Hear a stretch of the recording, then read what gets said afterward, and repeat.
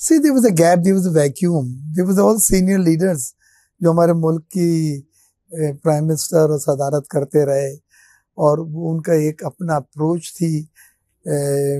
उनमें एक comparatively young leader आया, उसमें करिस्मेटिक चार्म भी था, क्रिकेट का कैप्टन भी था आपका, पर्सनैलिटी भी उनकी अच्छी थी, यूरोप में उसने एक अच्छा वक्त गुजारा है, तो वेल मैनर्ड एंड इंग्लिश वगैरह अच्छा वो बोलते थे, और फिर उसको यूथ को अट्रैक्ट किया इन सब चीजों ने, और उन्होंने कहा this is what we been waiting for, यही तो हमारा लीडर था जो हमें इंतजार था।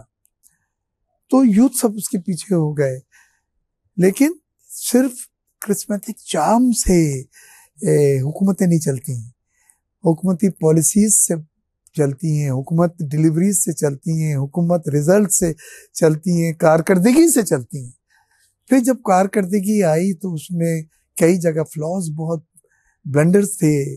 फिर कन्फ्रंट्रेशन पॉलिसी उन्होंने इख्तियार करी, आर्मी चीफ के साथ भी और आईएसआई के चीफ के साथ भी, और बड़ी कंट्रीज जो हमारी हैं अमेरिका वगैरह, उनके साथ भी आई वोंट कॉल कन्फेडरेशन पर नॉन फ्रेंडली पॉलिसीज इख्तियार की।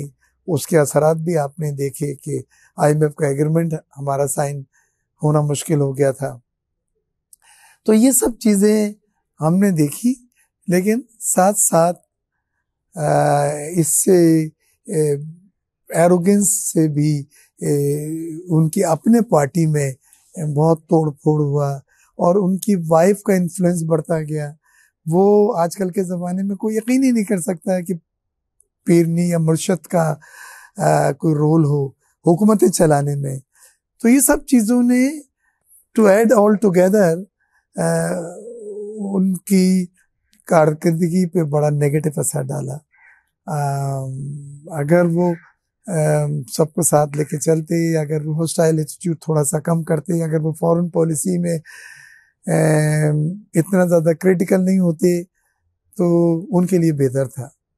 बहुत दुश्मन बना लिए उन्होंने, और उन सब दुश्मन को उनकी पार्टी में सिर्फ एक ही था जो फेस और हैंडल कर सकता था, इमरान।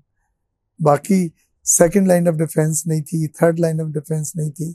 तो ये सब फैक्टर्स थे, लेकिन मैं समझता हूँ इससे उन्हें सीखना चाहिए। ये सब चीज़ें कामयाब इंसान भी होता है जो गलतियों से सीखे और फिर उस पर अमल करके एक बेहतर हिकमत अमली एडॉप्ट करें।